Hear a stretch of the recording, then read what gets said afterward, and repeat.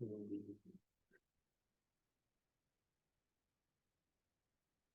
looking for the chat? No, I don't know where the chat is. That's not the issue. I'm wondering. I don't know if there's a way to do it. Let's we could do silence the chat.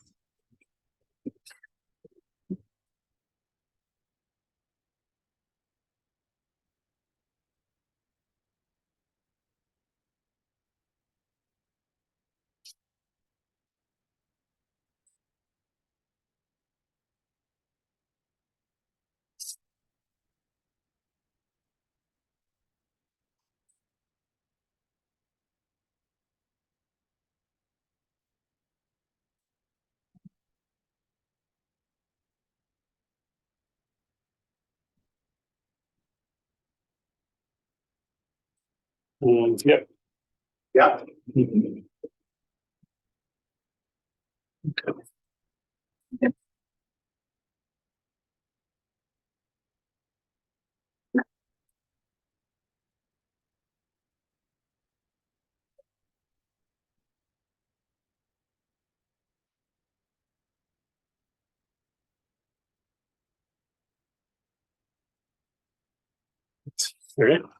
Yeah, I think it works. Otherwise, we can do an audio recording. Yes. It's been set to put on every one, right?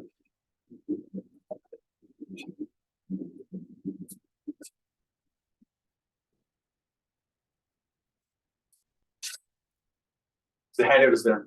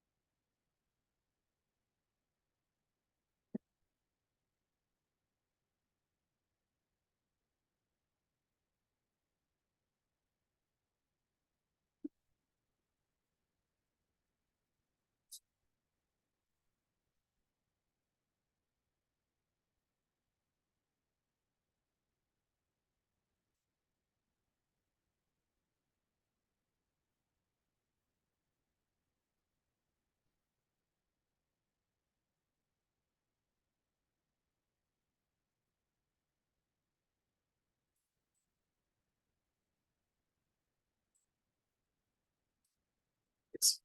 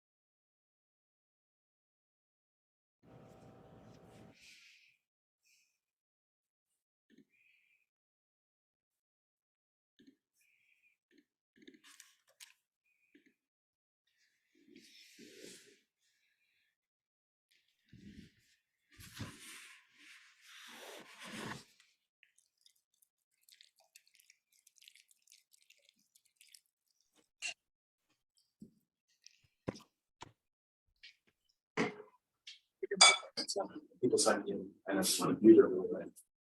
But this guy.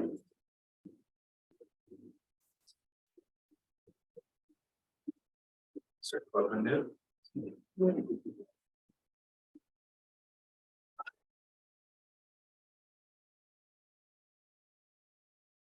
You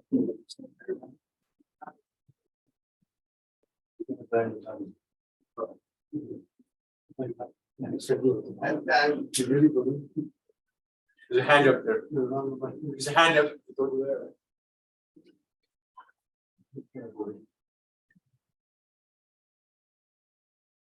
I'm gonna send this to Robbie Hart.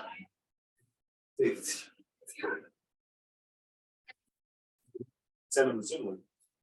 You could send him the Zoom. I could, I think they're recording. you know, this recording is actually live. I'm not quite sure. I forgot a pen.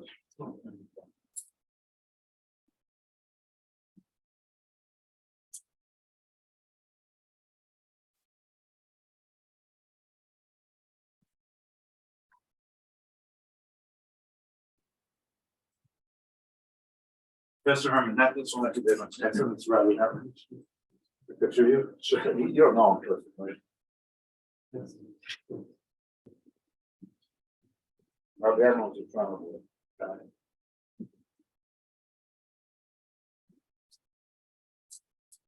You say it too. I think You say it too. sure.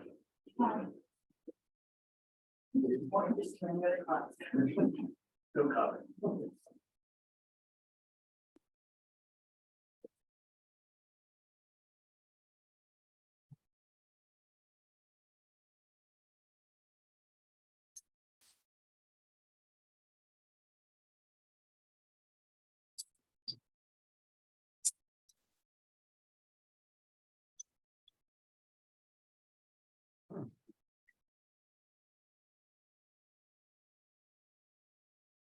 I'd like to welcome everybody for our second our second seminar on the Rambam, and I want to thank Professor Herman for last week's amazing presentation, and I look forward to tonight to learn more about and really the changes that the Rambam has done over the years and your elucidation. Thanks. Thank you, Mark, again for inviting me, organizing, and everyone for coming.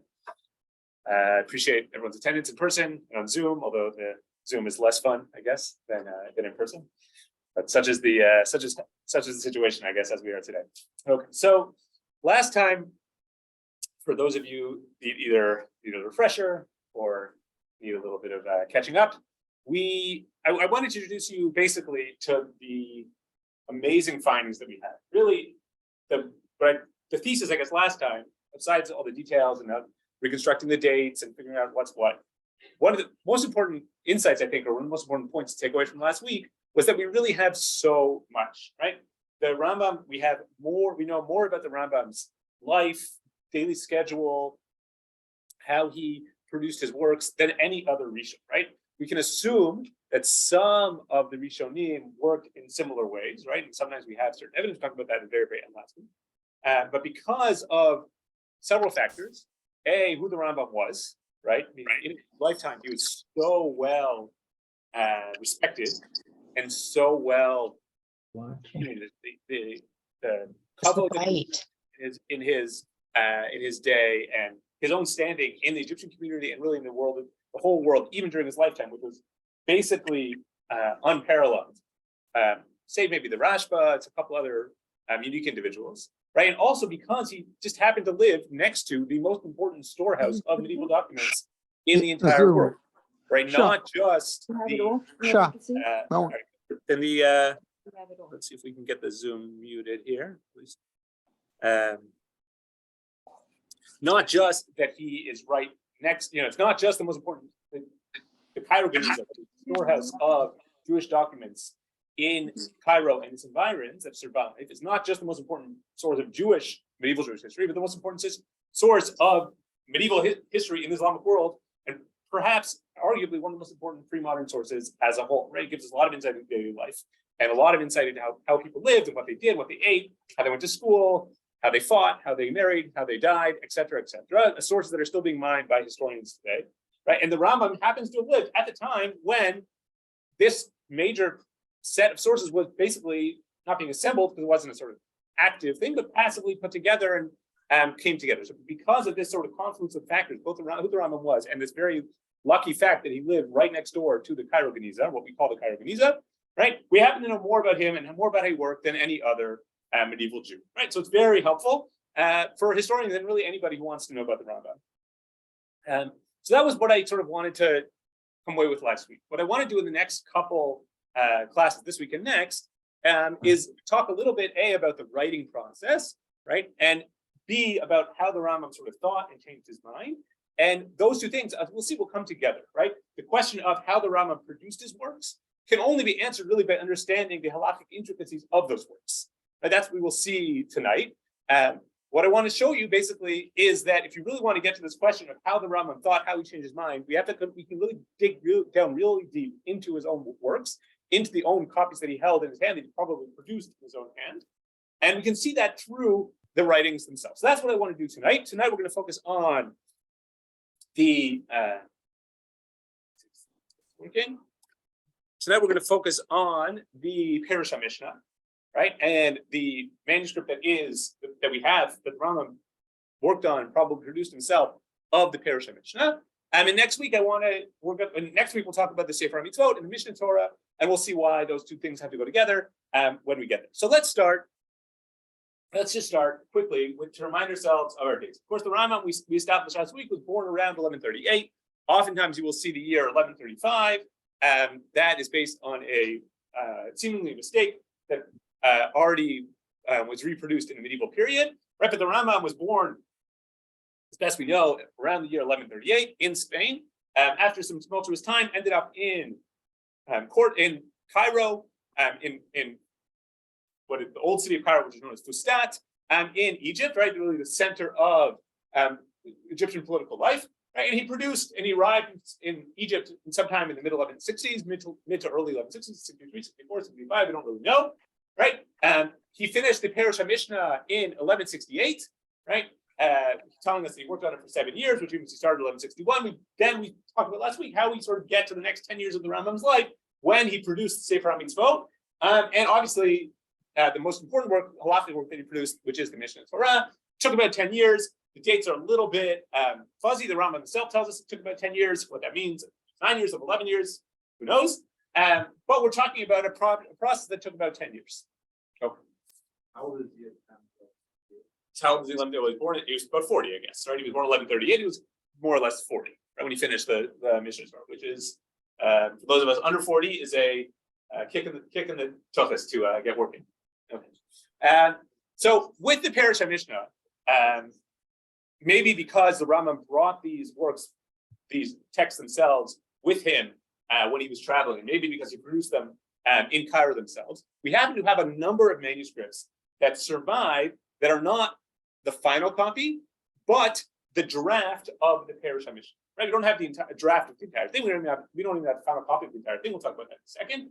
But we do have these scattered pages of drafts that show us a little bit into how the Rambam worked. Here you see a draft of the Perush HaMishnah in the instruction to Tarot, which is, for anyone familiar with it, is a massive contribution. But this is a relatively obscure topic in the history of halakha and in the halakhic in learning, right? And this is something the Rambam's introduction really lays out the principles in a really systematic way, which only he could do. In this work, we have, lo and behold, a couple of pages of the introduction. You see here just these couple lines where, for example, the Rambam changed his mind, crossed things out. Here's the back of the page. Things get a little messier. These obviously are relatively tricky to read. It takes a specialist's eye. I confess that I do not have it, and certainly not all the cases. Right? Some of these are quite difficult and require teams of experts to work through.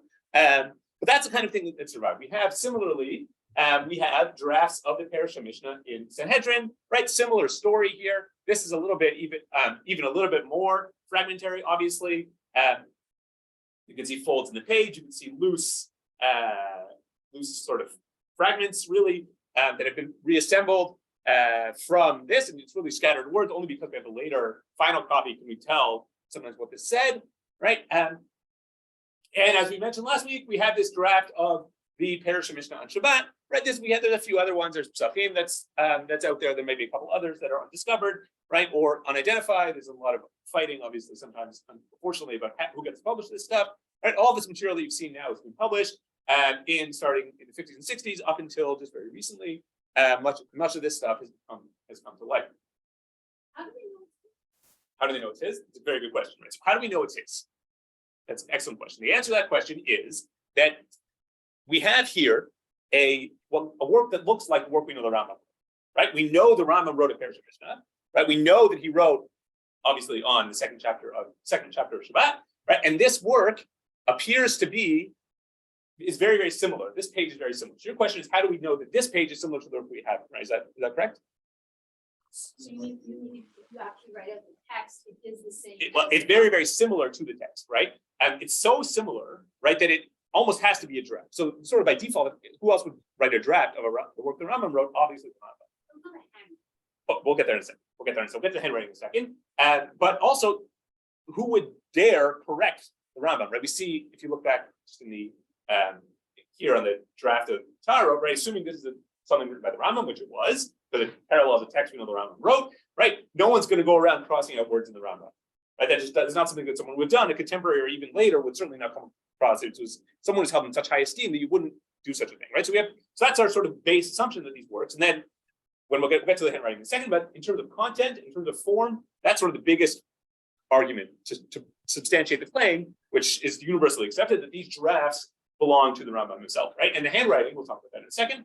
I think it might be in a couple slides, right? You'll see. But before we get there, right, you see here this similarly from the Parsha Mishnah in Shabbat, right? This too is a remarkable work of reconstruction, right? We have here again something like a puzzle. Obviously, we have the final answers. We sort of know what the puzzle is supposed to look like, but you can see here these are not folds; these are actual tears, and these are really like independent fragments that have been pieced together by modern scholars to reconstruct this page, what was obviously a full page of paper at one point that we only have little pieces from that can show us these things, right? And okay, so that's sort of the first stage. It's clear anyone would do this, but certainly when it comes to Rambam, it's very nice to know that we have these drafts, right? The next thing that we have in the Parsha Mishnah is what scholars like to call the fair copy. Right? That's a technical term, which basically means the copy of the author himself, right, or herself. But when we're dealing with pre-modern works, mostly himself, right? And what we have in the case of the Parsha Mishnah, unlike, as far as I know, I don't want to say 100%, but I'm pretty sure that we don't have any other personal copies that belong to Rishonim. This might be the largest. It's certainly the largest, without doubt. Copy of a medieval work that was written by a medieval Jew, by meaning that it's his own copy, right? And this copy of the Parsha Mishnah survives essentially on 5 of the 6 starim of the Mishnah. We don't have Tarot, we don't have his personal copy of Tarot, but we have the first 5 starim, right? And it was kept down and passed down in a family tradition that asserted that it was the Rambam's own copy of this text.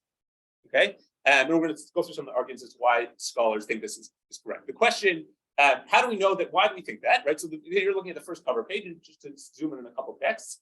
Right. That is the opening poem that the Rambam himself puts at the beginning of the Parsha Mishnah. Right here, you see the text on here, just in the modern standard and scholarly edition by Yosef Kafeh. Right. And here you see just you can. If anyone who can read Hebrew can probably make out some of the words, right? Sefer Asher Kubar B'Din Moshe, Be'er Halachotav V'Dat Tzidko, right? You see as well, Sefer Asher Kubar B'Din Moshe, Be'er Halachotav V'Dat Tzidko, right? That's some of the words get cut off a little bit, right? Kadat Asher Atik Zekanenu, right?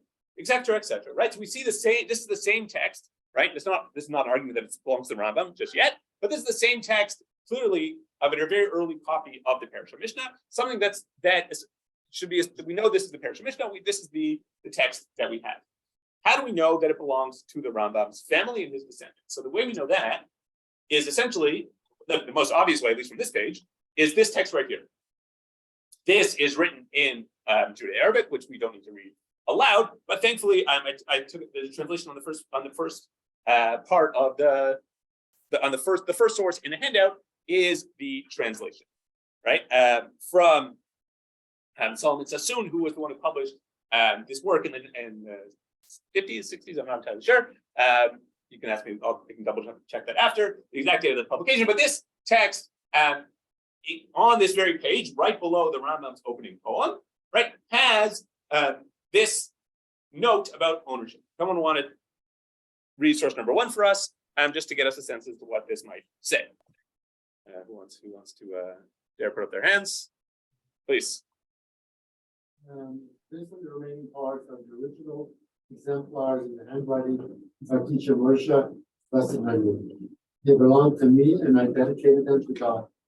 They shall not be sold or bought, neither shall they be placed as security, nor shall they be given but they shall be governed by the rule that they shall always remain under the jurisdiction of the eldest of the brothers, among the descendants, generation after generation, till our Messiah shall come, and any Israelite who shall desire to see them and to be blessed by them, or to reveal from the halacha or its accurate version, shall not refrain from doing so, for such was the intention of their author. And so here we have a statement from the great-grandson of the Rambam. Here you see just the beginning of the family tree. Here's the Rambam, followed by his son Avraham ben Rambam, who had a major successor was David Rambam, David Maimonides, and then this was written by Rabbi Shlomo Maimonides, right? So this we're talking about who was born 50 years after the Rambam died, right? Lived till the end of till about the year 1300, give or take. We're not really sure.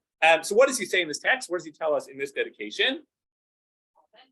Well, he says this is authentic, right? So he is testifying. This is very early on. So we're talking at the most 100 years after the Rambam died. We have this family tradition already that it's authentic, that it belongs to the Rambam himself, right? Yeah, that's very standard. That's very standard. Very, very standard. That's how people would write it. That's so much space at the bottom. Yeah, people would write all sorts of things in medieval manuscripts. Who owned them? All sorts of things. Yeah, notes to later readers, exactly. And so the one thing he tells us is that it belongs to the Rambam. That's the first thing, right? Here you can see just in the text, right? Rabbeinu Moshe, right? That's the text he's referring to himself, right? What else did he tell us? What's supposed to be happening with this text? Essentially, right? It's some sort of like publicly accessing domain. It's supposed to be held in some sort of library or some sort of personal home, but accessible to people in the Jewish community of the family moved from Cairo to Syria for reasons that remain unclear. And then it would stay, and there this document would stay in the family's hand, generation after generation, eldest son to eldest son. That was the idea, right? This lasted very, very nicely until about the 17th century, when this manuscript, along with a whole slew of other manuscripts, were sold to 2 separate British professors, academics, religious people, like religious Protestants. One, Robert Huntington II, Pocock, Alfred Pocock. I'm not sure, this person escaping me, right? Probably, that's what it seems like. Sold by the descendants to and they were held for a certain amount of time. Some of them are now in Israel, but for a certain amount of time in Oxford, right? Different volumes were sold at different times, and they each have their own story. Okay. Text available in some sort of printed form that was. When was it first printed? When was the first printing of the Parashah Mishnah? Or handwritten. When was it first? We'll talk about that. Okay. Right, so here is the family tree. Right, so how do we know this is the Rambam's own writings? So here, this is a very technical question, right? Obviously, it takes a certain kind of skill in paleography to distill, handwriting and handwriting analysis, right? Luckily, for when it comes to the Rambam, we have a lot of examples to compare. And I just want to show you just one word and how these kind of questions are answered. Not answering this definitively, although experts have weighed in and argued fairly definitively that this text was written by the Rambam. We'll talk about that one more second. But here you just see that I've taken 5 separate manuscripts that were all apparently written by the Rambam, and that give us a little example. First, on the top line, we have what is the Rambam's own copy of his Hilchot HaYerushalmi, which is something he wrote as a young person before the Parashah Mishnah, never really completed. Essentially, it's something like a riff on the Yerushalmi. Right here, you have the first. I've transcribed all the words here, but here you have Brachot, Perek, Aleph. Right. So I just want to focus on this word Perek and show you how it is consistent across time. Right. Then we have this a little bit later. We have the draft of Hilchot Spirut that we talked about a lot last week. Here we see Perek Shi'i. Right. The word Perek is written very, very similar. See the Pei and the resh is curved, attached to the kuf, or the final kuf at the end of the word. sort of has a foot on the bottom. See that, Kuf? Right. So too we see, if you look in the Parashah Mishnah draft of Shabbat, here we see in Shabbat Perek Gimel, Kira Shehi Sikuha. Right. This is the name of the opening words of the first parak of the Mishnah, of the third parak of Masechet Shabbat. Just to focus again, the word parak is written very, very similar, obviously not identical, but pretty similar. It's the pei with the same line, the resh more or less attached here, in the kuf circles around again, right? And then in the fair copy, that is the Rambam's own copy, it's cut off here. Here we see the word fi, which in Arabic means in. Brachot perek shlosha she'achlu ke'achat, right? That's a familiar chapter of brachot to many people, right?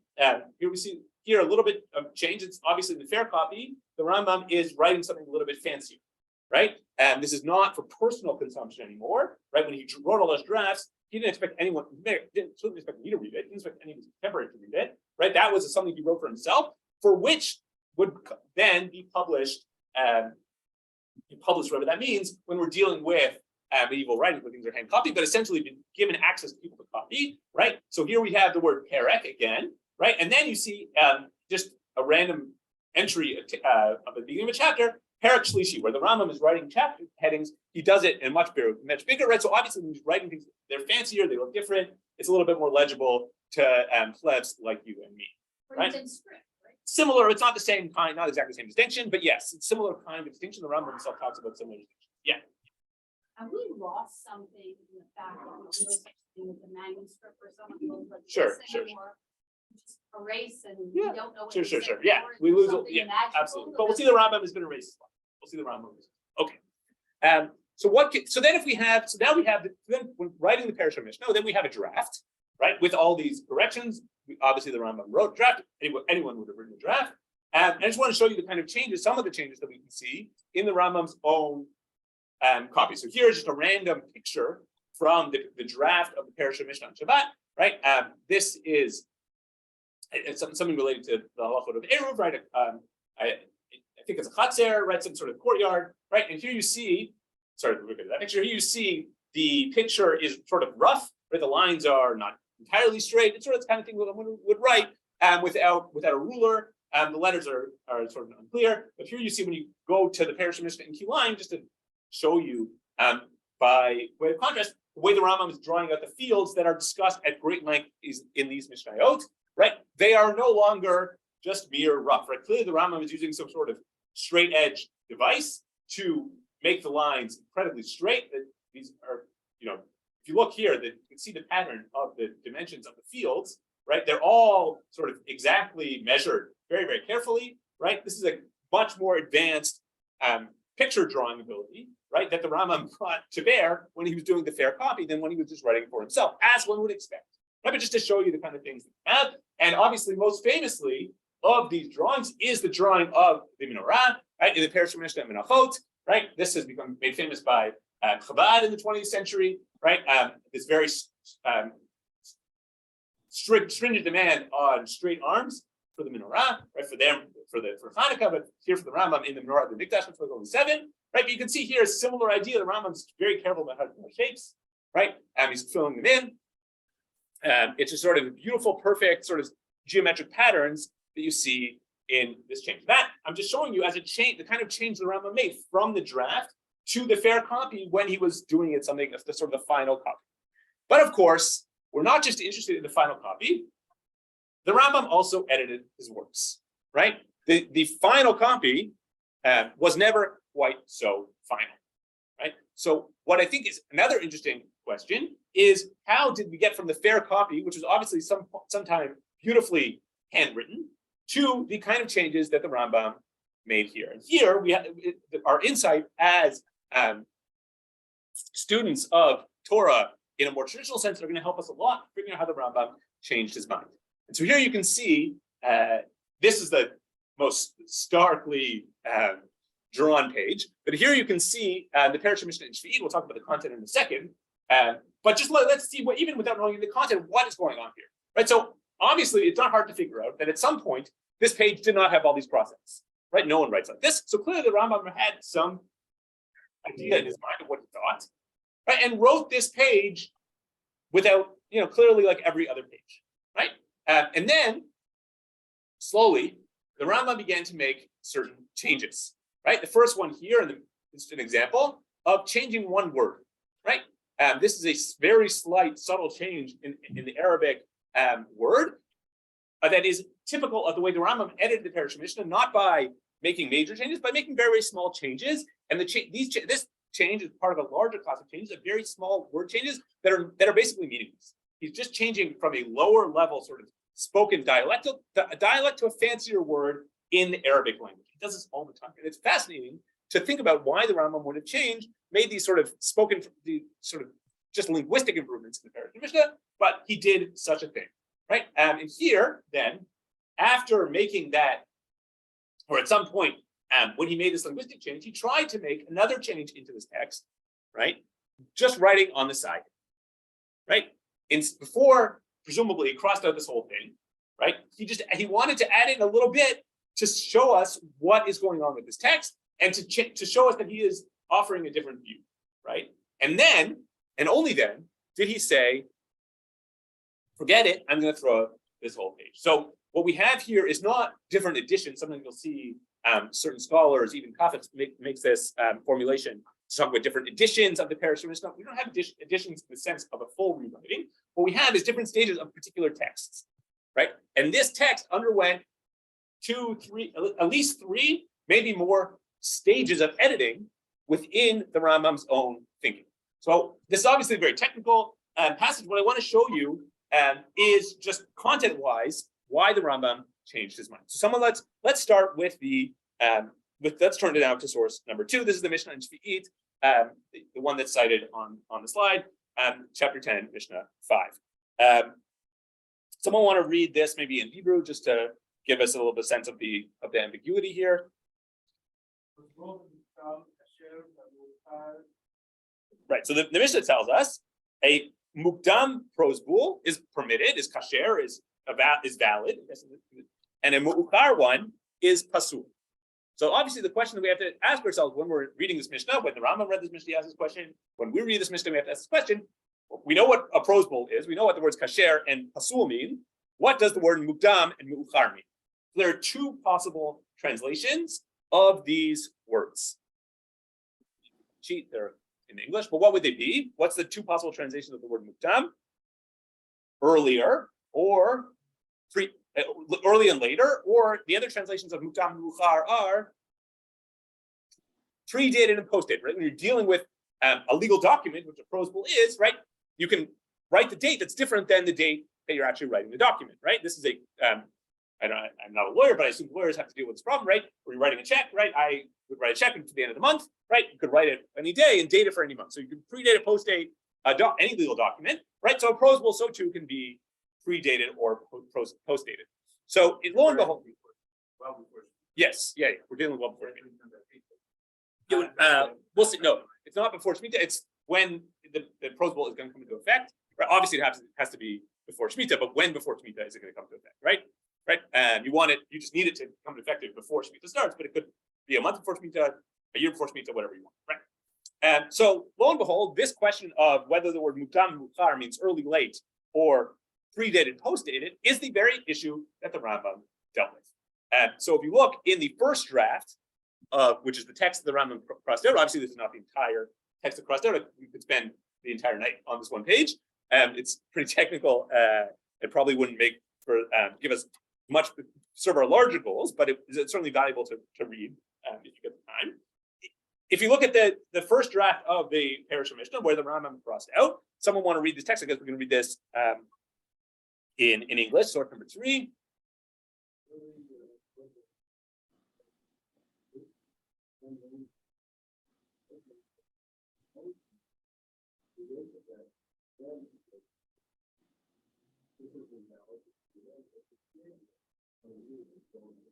So what does the Rambam allow here?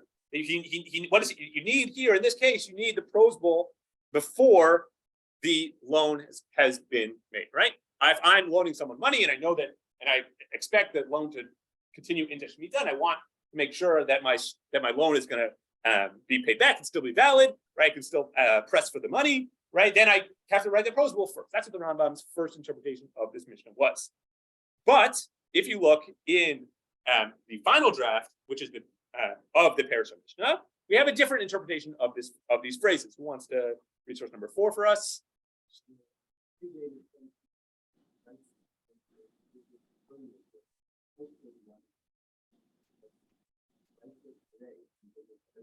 Right, so here we have a very clear change of interpretation. Does the word mukdam and mukhar mean early, like before the loan, after the loan, or does it mean before the time you're standing? These, like, am I predating this document or am I postdating this document? Right, that's clearly the change that's going on in interpreting this Mishnah. And if we look in the Mishnah Torah in Hilchot Shmita V'Yovel Perek Tet, right, in source number 5, we have the Rambam repeating this very ruling, the one that he changed his mind to, which is not at all surprising, right? If he is changing the Parashah Mishnah so, if you will, violently, right? He's clearly doing so. He's probably going to rule that way in the Mishnah Torah. We don't have a lot of examples of.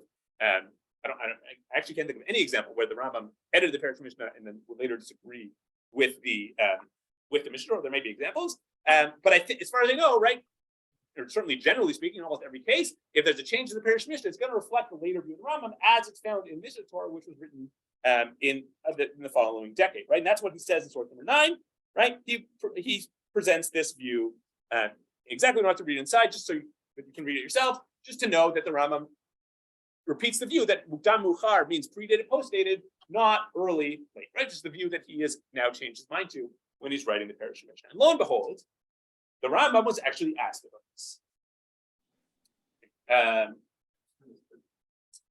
First of all, you write in the middle of 6 years. So there's no concept of predating and postdating for a program. What do you mean? Sorry, I was. We have loans, right? You Yeah. have 100 loans out there made over the last 6 years. You write it, I think we write it at the end of Shemitah, you write it at the end of Shemitah. So the loans were written all 6 years prior. So I don't know what Rambam did. The question, but the prosbul is different than the loan itself, right? You have to. No, first of all, just a sense of pheasant. Right, but he's saying the prosbul has to be written before the loan. That's his. That's We what. don't pass them anything. Sure. Okay. I mean, it makes no sense because then the first one is almost ineffective because every loan you have to have a principal with it. I confess to you that I did not follow up in the Shulchan Aruch how we why we disagree. What do you mean? So you make 10 loans, everyone has to have a principal attached to the loan? I guess so. That's what the Rambam's view is apparently. The original Mishnah was in Hebrew. No, it's in Arabic. The English was in Hebrew. Correct. Look at the Arabic. It's a translation. Yeah. The Arabic is a translation. Right. And in fact, when you look at, we have very similar examples here, right, in these kind of documents where the Rambam is making similar changes. Right, this one has to do again with Shvi'it. Don't ask me why there's so many changes in the Parashah Mishnah and Shvi'it. I'm not really sure, but this is rather substantive as well. Right, what we have has to do with Sfichim. We're not going to go into the details. The Rambam has changed his mind a number of times about Sfichim. That is sort of the small growths that happen during Shvi'it. So it's a question of the status of those growths. Right here, the Rambam is changing his mind about this. I'm just showing this to you to show you the next couple of slides. If you look in these Shuvot, right, from the Rambam, here you see the original to the Arabic from an important manuscript, not from the Rambam himself, but a later copy, about these very questions. So this here, source number 6, is dealing with this question of prosbul, and then we'll get to the shaila about Shvi'it, right? Here we have just reflecting, showing the Rambam telling us what he would do in these kind of questions. Who wants to read source number 6? As far as I know, we don't know who the questioner here is. There's a question asked to the Rambam, page, I guess, at the top of page 2 on the sources. Question. Yeah. Can you instruct us regarding the early and late prosbul? We saw in your view in the Hebrew and in the opposite in the Parashah. Okay, so what is this telling us? Right? This question then was written before the Parashah Mishnah was fixed, or at least before the questioner had access to it. Right? The Parashah Mishnah circulated in the copy that was not crossed out, and then later the Chibur, that is the Mishnah Torah, went out into the world, right? And people said, "Wait a second, I want to know what to do about Shvi'it, about prosbul. What's the halacha? Do I follow the Parashah Mishnah or the Mishnah Torah?" So what's the Rambam's answer? Well, both is correct about that. We also wrote this Parashah Mishnah. You had this the first version before we checked it. That is the first version of the Parashah Mishnah. Yes. Yeah. In this matter, we followed what was the author of the Sefer Mitzvot, and Yatzliach, right? This is a relatively obscure now, but at some point relatively influential. Rishon, we don't know much about him. Probably post-date Sadi Gaon, maybe from Iraq. No one's really sure. We only have a few pages of him. That's for a different night. But anyways, the Rambam is blaming his go on. That is Chametz ben Yatzliach. After we check what you wrote, what we can clear, it is correct. It's the finish. Go on. So too, in that first version of the Parish Mishnah, it takes many passages, like in the 10th question that we follow the view of one of the Yoni, then the error became clear. Know this, thus writes Moshe. Right. So Moshe, that is the Rambam, right? Who is he blaming his errors on? Other people, right? I was writing the Parish Mishnah, the Rambam says, and I followed the views of Chametz ben Yatzliach, who otherwise the Rambam had a certain amount of respect for. Other of the Gaonim, right? The Gaonim for the Rambam just means anyone who basically came before him after the Talmud, not an actual Gaon that is a leader of one of the Gaonic academies in Iraq or Eretz Yisrael, right? But really anybody before him, he's saying all these people, I followed their views, but then I changed my mind and had my own view, right? So this is, we see Rambam telling us that he's blaming his mistakes here on other people, mistakes, right? On other people. Here's two, we see in the same question about Sfichin, right? We have the same kind of comment from the Rambam. Who wants to read source number 7? This is to Rabbi Ephraim Yitzur, who we talked about a little bit last week. Source number 7. Question 10. What is the meaning of it should not be consumed, it should not be working? That's the Parish Mishnah at the beginning of the 6th parak of Shvi'it. So what's the answer? The Rambam tells us. Regarding this Mishnah, frequently heard its interpretation of Isaac. Yeah, and in sort of the Yeshiva world, it's called the Ritzkeas, right? And technically, his name is Ibn Riyat, right? And book of the land, right? Saying that it is interpretation of all stages. This is what we concluded. Now that we improved and checked each halacha in great reward, explanation of its mission becomes clear. Its reason was revealed by the reason of Rabbeinu HaKadosh. Meaning Rabbeinu HaKadosh, meaning Rabbi Nasi, the author of the Mishnah, right? So here you see this Mishnah from this Tshuva from the same manuscript. Here you see at the top, the Rabbi Ephraim, that's from earlier in the discussion. Right here you see the Rambam referencing the Yitzchak ibn Riyat in his book, right?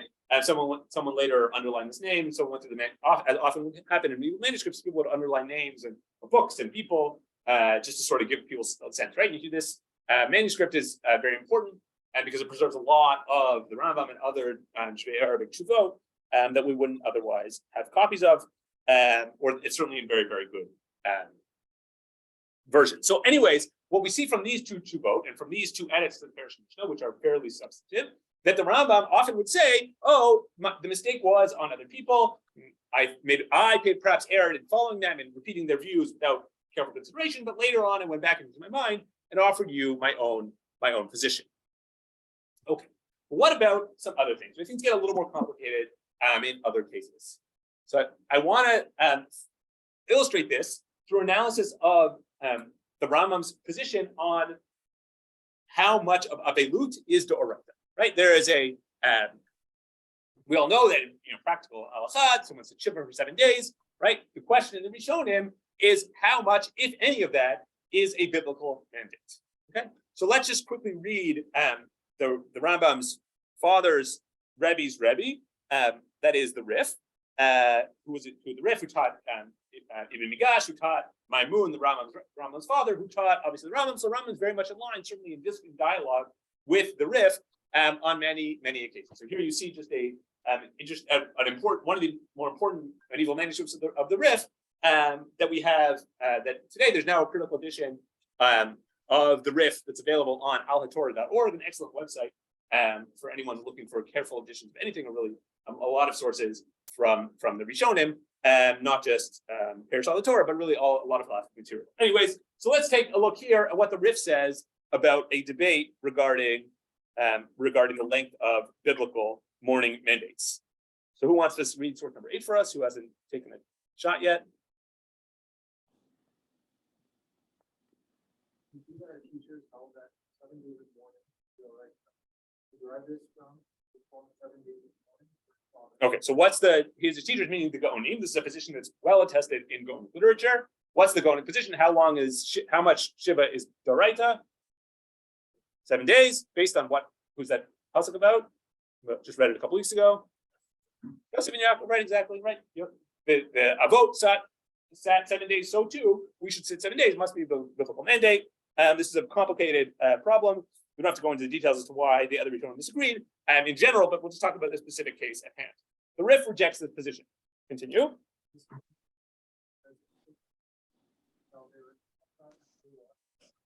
Okay, so this is perhaps a little more obscure pasuk, but it's very important for our discussion.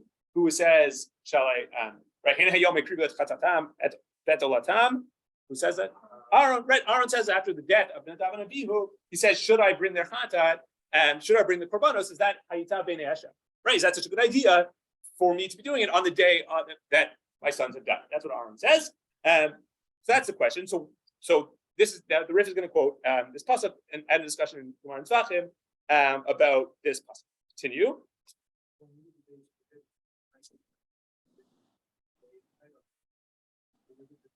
So according to Rabbi Yehuda, right, there's for Aaron, i.e., perhaps maybe the Kohen Gadol, maybe just Aaron himself, right?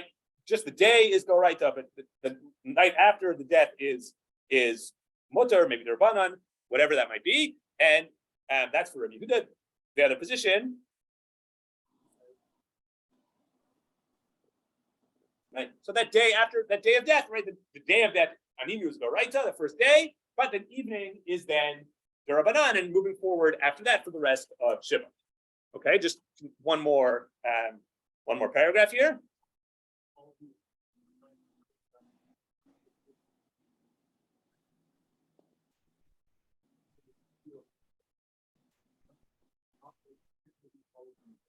So now we have two positions, two from the Rishonim. The first from the Gaonim, who tell us that all Shiva is Doraita in the 7 day sense of Shiva, right? And the Rif, who's telling us, just the first day, right, until sunset of the first day, after the day of death, right? No matter what happens, the Aninu is now only rabbinic. Yes, that's a position that's worked up most strongly by the Balei Tosfos. Absolutely correct. That Aninu and Shiva are perhaps different, but here he's telling us that even Aninu only extends Doraita until the Shkia that first day, and then we switch into a Darabanan mode of Aninut. Absolutely. That is the Rambam position. We'll get there in a second. Okay. So now, just misvara, right? It makes a lot of sense to think about what is Aninu. Aninu is a sort of tour from mitzvot. Because you are sort of in shock and meto muta lafanav, right? But B, also because you need to be involved in the burial process, and that exempts you from all other mitzvot, right? So one would think, at least at first glance, that this would be something that would extend until the time of burial, even if that were to be the second day or thereafter, right? That Aninu should extend. And lo and behold, this actually seems to be the Rambam's position, but only at a certain stage. And here, this case is going to be quite complicated. We're going to look at 5 different passages from the Perush Mishnah, 4 of which were edited, right, by the Rambam himself.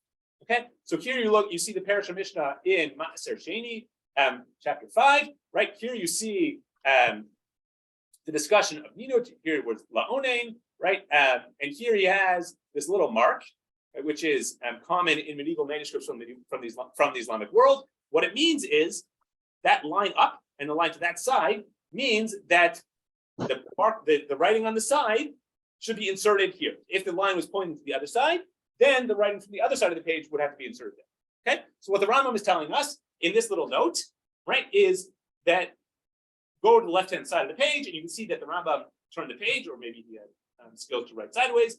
Either way, he wrote like this, and this is where you would put in that text. Okay, so then what we have now is a text that has been edited. Not surprising, but we're going to talk about the content of it here. And here that you have to apologize for a little typo on the second line of the English. But what I want to do here in each of these texts is read them before the edit and after the edit. Okay, just to get a sense of how the Rambam fix these things and they'll flow, and each of them will flow to varying degrees. Some of them are a little less. Okay, so someone want to read source number 9 before we get to the part in the parentheses. Just without that, how does that passage read? Who wants to read it for us? Right, so an onain is anyone who's chayv as a chiba, right? Okay, then it should say on the day of burial. That's a typo there. On the day of burial, Yom HaKfura. No, without the brackets, just on the day of burial. Right. So what, according to the Rambam now, when is Aninut? The day of burial. Before he gets to the edit, right? You have to just apologize for this typo. It should say on the day of burial, right? On the day of burial, he is considered an onin. Yeah, that was my own typo here on source number 9. I apologize for that. On the third word on the second line, on the day of burial, Yom HaKfura, he is considered an onin. Okay, that's interesting. That's not a sheet that we are generally familiar with. We're mostly familiar with the idea that Anino is either 1 day or Shiva is 7 days, or maybe the whole thing is Dorabanan. Not really sure, but this idea that Anino is connected to burial is a little surprising. Not something we know a lot from the Rishonim. But lo and behold, here it is. And then the Rambam at some point threw in this comment. Who wants to read that sentence? Mark, can you read that sentence again? Both with my correction and the parenthetical phrase. Then you find lost relative that day of burial only. Oh no, but what do you with him? You don't. Yeah. So apparently the Rambam changed this Aninut on the day of burial to a Durabanan, but saying that Doraita Aninut is only the first day. Okay, that is a change. That is very interesting and surprising, and something we will see in several other passages in the Parish of Mishnah. Here we see, if you're buried the second day, then it would be Durabanan Aninut. If the buried after the first day, it's only Durabanan, according to the Rambam, as long even until the time of burial, right? So the question is, originally you said Aninut lasts through burial, right? Up to burial, and the Rambam changed his mind to say Aninut is only Doraita is only the first day, and then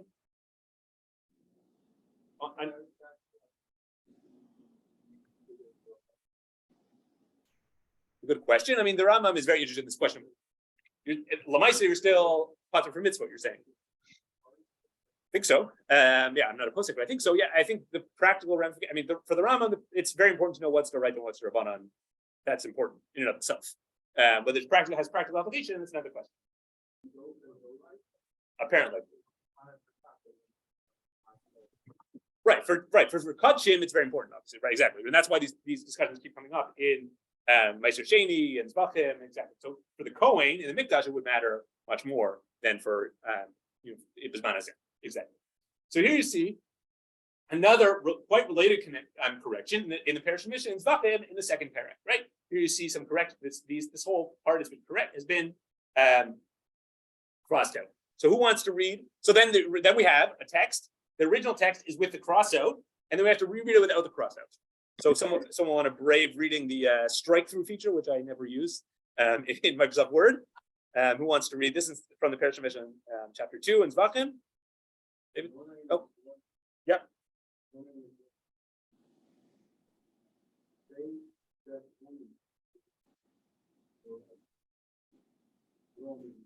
No, do read the cross part because yeah.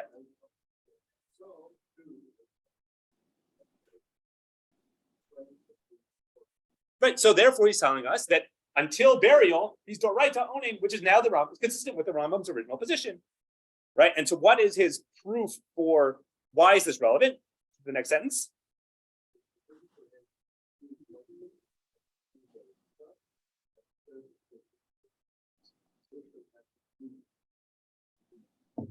Right, exactly. So therefore, now we have a nice nafkamina. Doraita, you can't consume korbanos, right? Doraita originally, Anino now lasted to burial, but the Rambam changed it only on the day of death. What is the Rambam's proof for the prohibition Doraita of eating a chatat or an ola? This pasuk, vatikrena oti ka'ela v'achalti chatat hayom. This happens to me, to Aaron. Shall I consume a chatat? Okay, so clearly Aaron is saying you cannot consume a chatat on the day of burial or even as long as I need to last. That's how the Rambam is reading this pasuk at this stage. Right? That's going to become important in a second. Then we'll switch to the Parish of Mishnah in Demai. Right? We have the exact same thing, only a little more complicated because the Rambam here, right? If you look at the bottom third year, there's a little line correction pointing to the correction. It's a little more complicated here, but basically he has a cross out here, and he has another text here. But this text also he's crossed out and erased. right? So how do we know what this text says? So you can read some of it. Other parts actually derive from medieval copies that were made after he made this correction, before he crossed it out.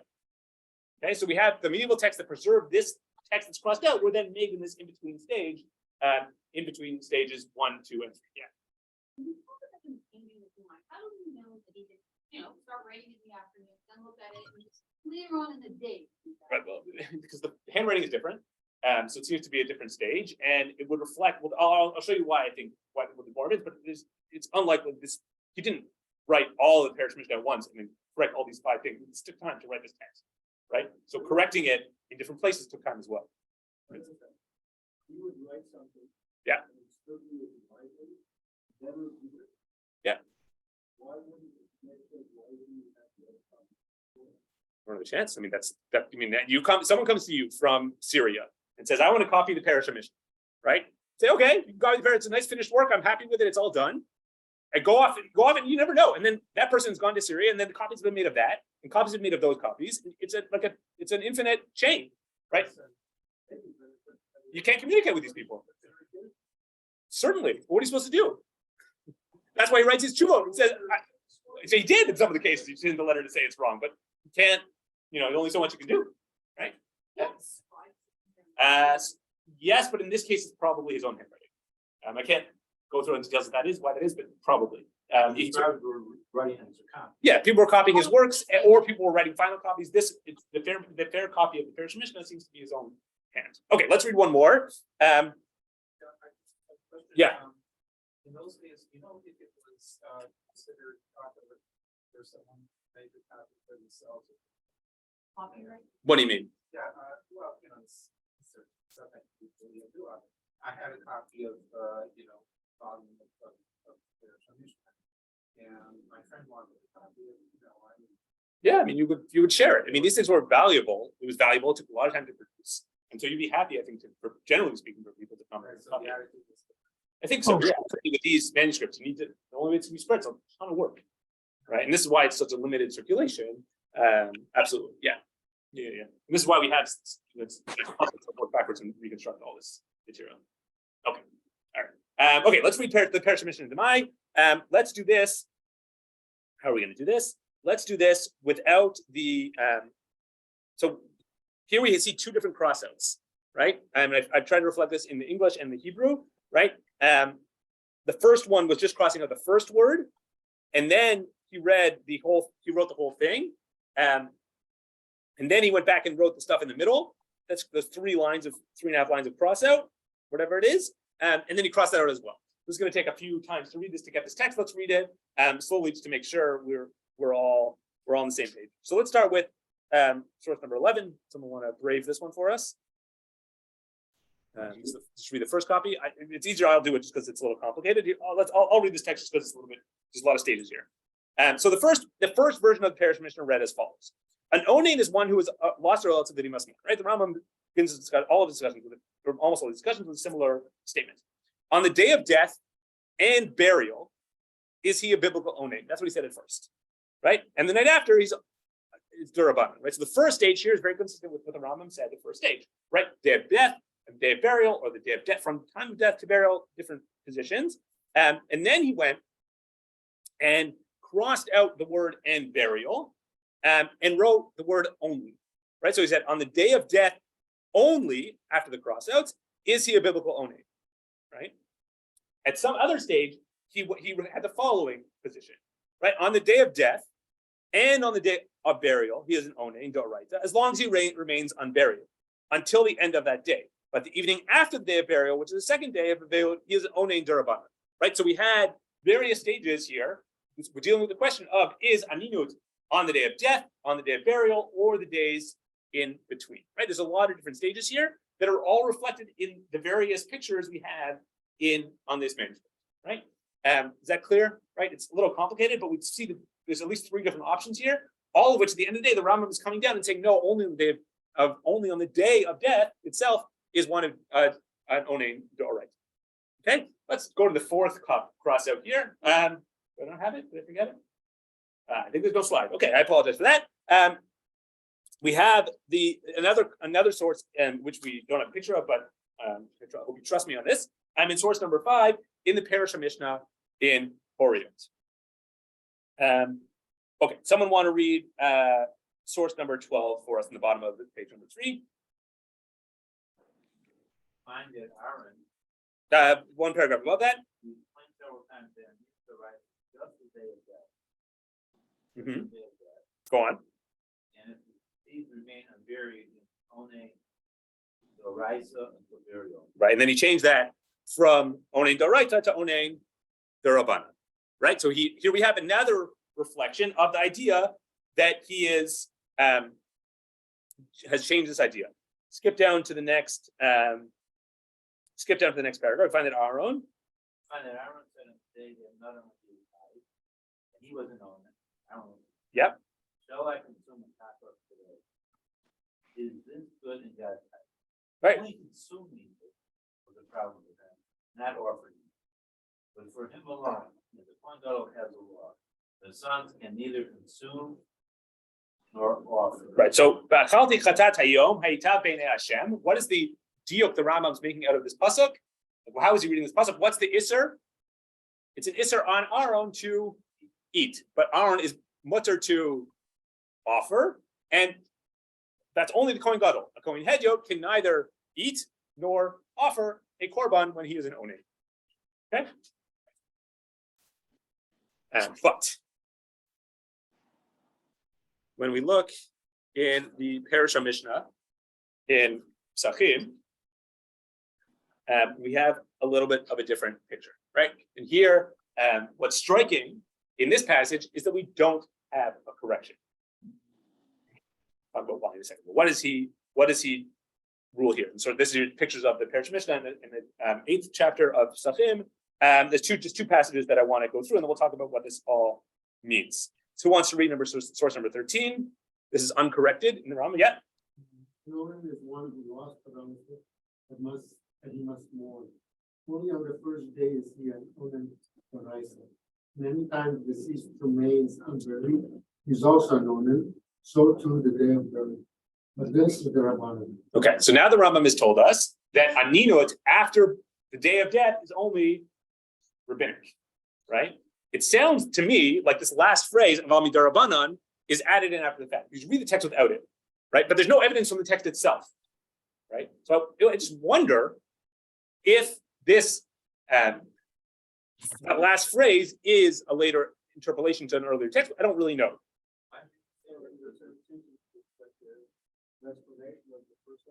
Yeah, exactly. He's saying the whole thing is rabbinic after the first day, right? But you could read the text if you took out the words, but this is Darabanan, text makes sense too, and it would be consistent with the first position of the Rambam, right? Well, what you're saying is he didn't do an original version. I wonder if the draft of the Parsha Mishnah of Psachim didn't have this words of Al Midarabanan. I'm not sure. That's a wonder. But now let's read. Yeah. So too, but he would say so too the day of burial. It sounds like Doraisa without that last phrase. That's what I'm suggesting. Okay, but the real kicker. Yeah. Yeah. Could be. I'm not sure. Okay, let's go. One more thing. We'll skip two Mishnah out later. He's discussing the same issue. Who wants to read the Parsha Mishnah, this sort number 14 for us?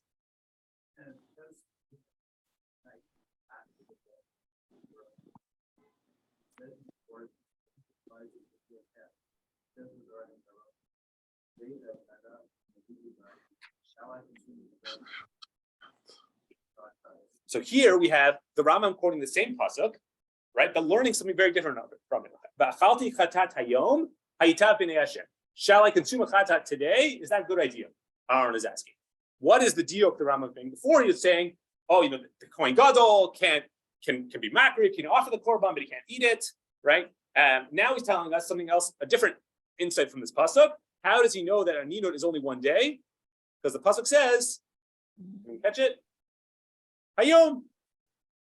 The Rambam is bringing the same pasuk and having a completely different interpretation of it, a very different lesson, drawing a very different lesson from it. First, he's learning this question of what Kohen Gadol can bring a korban, can eat a korban, and now he's saying, no, it only applies the pasuk means just today, right? Just this very day. There's been a change here, right? Is that change? People see that? Originally, he's reading the pasuk to refer to the korbanot and how the coin is supposed to act. Now he's reading it to tell us this final position that Aninu only lasts one day. So why is this significant that it is not corrected? So I'm not sure the answer to this question. Well, you would think there's no correction here. I would have thought, like the four other parallel discussions here, would have had something in the text and then a change and a later change. But in fact, the Perish Mishnah Pesachim seems to reflect the later date, the later position of the Rambam, that Aninu is only one day, got right no matter what, right? Even if the burial has not taken place yet.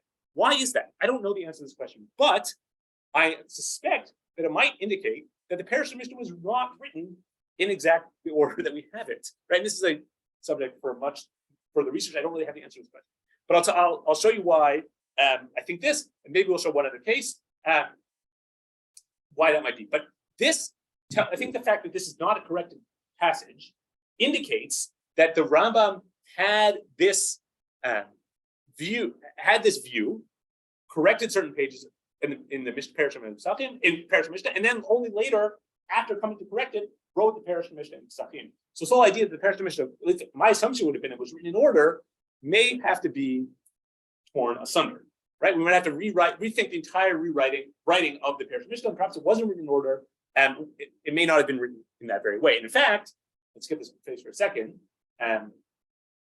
If you look in the Perish Mishnah in Makot, this is going to be a very important discussion next week. This is as far as I know, the longest correction on the fair copy that the Rambam made himself. Right here, we have an 8-line correction, which is a massive addition to the text of the Perish Mishnah. Right, and here you can see. I've just turned the page 90 degrees, so you can see. And this actually was written in 2 different stages. Right, lines 1 through 4 are written in larger font, let's say, and lines 5 through 8 are smaller. Right, and so this tells us it was written at 2 different times.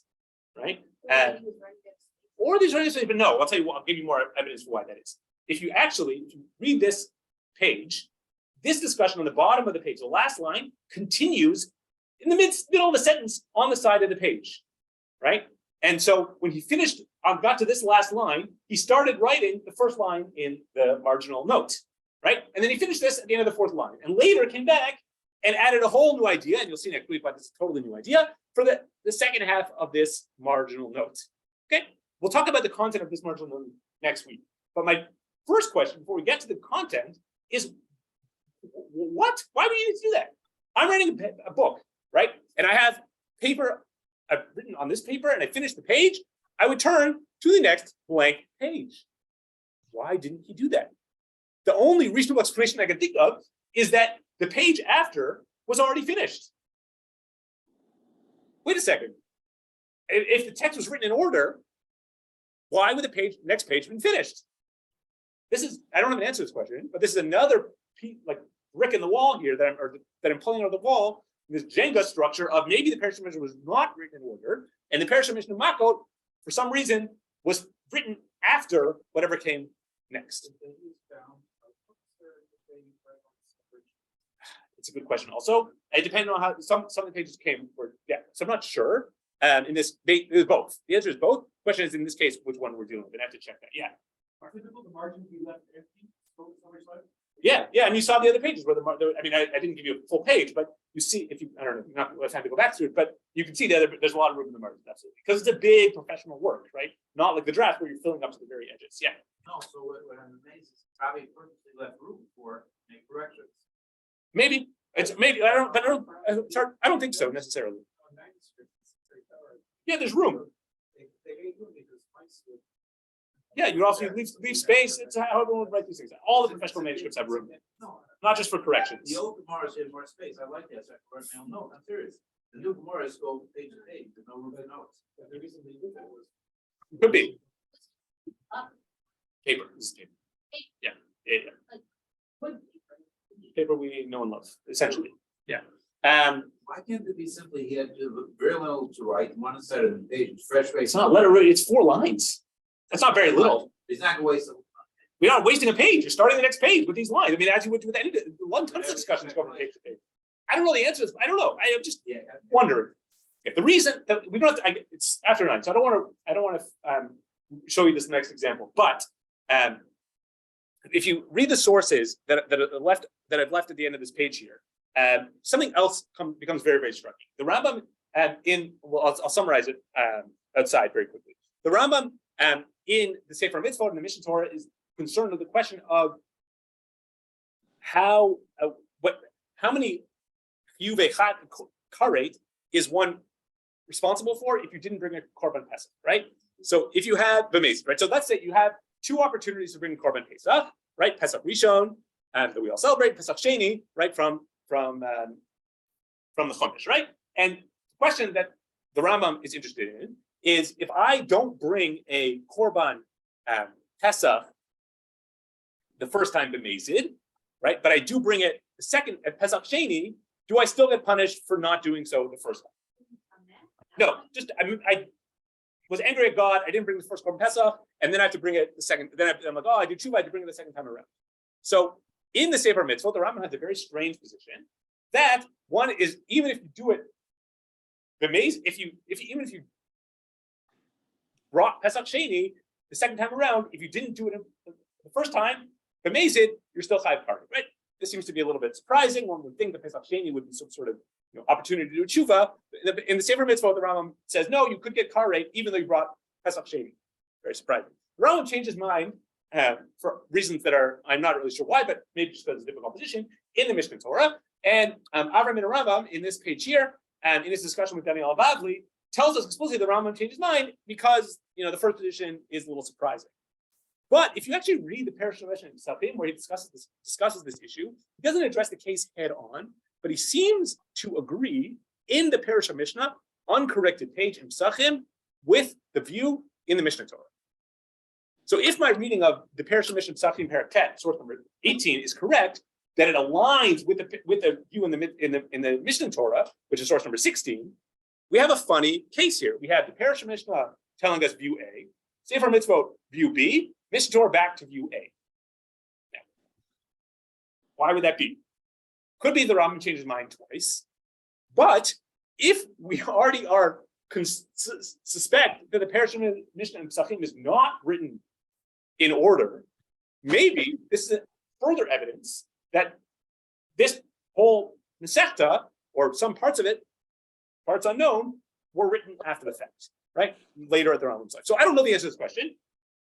I confess that I'm still, when I have time, I hope to get back to this question in earnest, but this shows me, at least these few cases, show me that the corrections the Rambam made have the potential to sort of rewrite the whole story of the Parashat Mishnah, right? We tend to, at first glance, I think people would understand, the Rambam wrote Parashat Mishnah, he wrote drafts, he wrote the fair copy, he corrected it, right? And then those corrections were aligned with later views, but it could be that the story is a little more complicated than that, and the Parashat Mishnah was not perhaps written in the exact order we might have thought. I don't know the answer to that question, but and I won't know for some time, but I do hope that I've shown you sort of what the kind of insight is that we can show, that put the manuscripts in conversation with Talmud Torah and really gives a new picture of the Rambam and of the sugyas as they come up. And next week we will turn to some of the cases in Mishnah Torah and the Sefer Mitzvot for a final complicated problem for how the Rambam works. So just having time for some questions. Yeah, Mark. Are mass markets part of the No.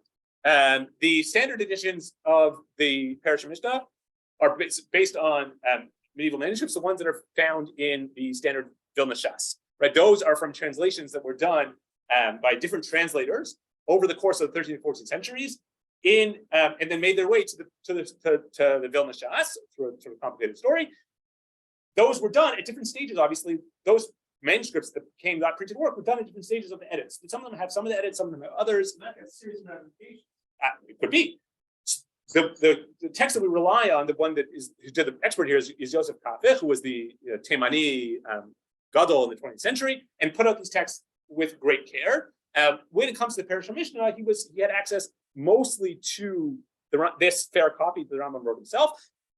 There's certain things he didn't have access to because they don't exist. Other times, because things were made available to him only after he published, he didn't have access to them. So, for example, in his edition of Avodah Zarah and Horiot, he doesn't have he doesn't use the fair copy. He didn't, for some reason, realize it was available. And Rav Shilat, for example, republished that from the Rambam's own manuscript. So on my shelf of the Parish Mishnah, I have Rav Shilat's volume of Horiot and Avodah Zarah right next to it to show you that.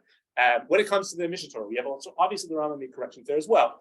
The best edition also is by Rav Shilat, is available in alhatorah.org. Rambam.alhatorah.org.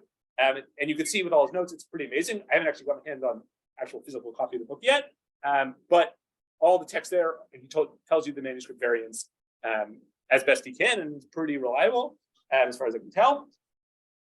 When it comes to other works of the Rambam, each one has its own story. Yeah, it's complicated. Yeah. Any other questions about this or what we talked about? You can discuss next week the controversy over Rambam. That's, I mean, maybe a little bit, and that's not really related so much to a little bit. Yeah, it's sort of related to the Abba and Rambam, then Abali stuff, but we'll see how it goes. Any other? Oh, I don't know. Are there any questions on Zoom? I don't even know. I don't think so. All right. Okay, so thank you everyone very much.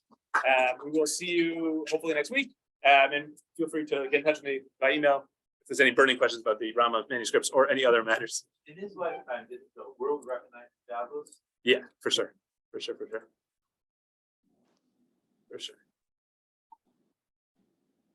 How do we get out of this?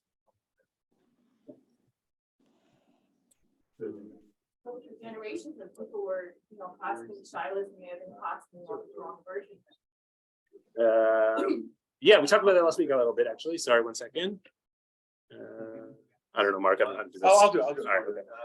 Yeah, I think that, but they wouldn't always find yeah, the mistakes of this kind. People costing for the parish, I wish I would use Rambam is also. So this is more theoretical than that. Yeah, not so much people. Do we find other Rishonim who did it? We don't have this in any other Rishonim, like Ritva, the Rash. We need the evidence, but we certainly did it. And then I talked about this last week. The Ramban, maybe it's you. We have the Ramban's Parish on the Torah. We have these. Okay, but we have different names. Yeah, we have the manuscripts of it. Some people claim to do it for certain types of Rashi, but we don't have the same. Rash will look different. Yeah, but with those people, you're not dealing with their own copies. You're dealing with two later copies, and you're saying, well, copy A and copy B disagree, and probably change his mind. But in the Rambam, we have really direct evidence that we change. Lots of things that change. What's the name of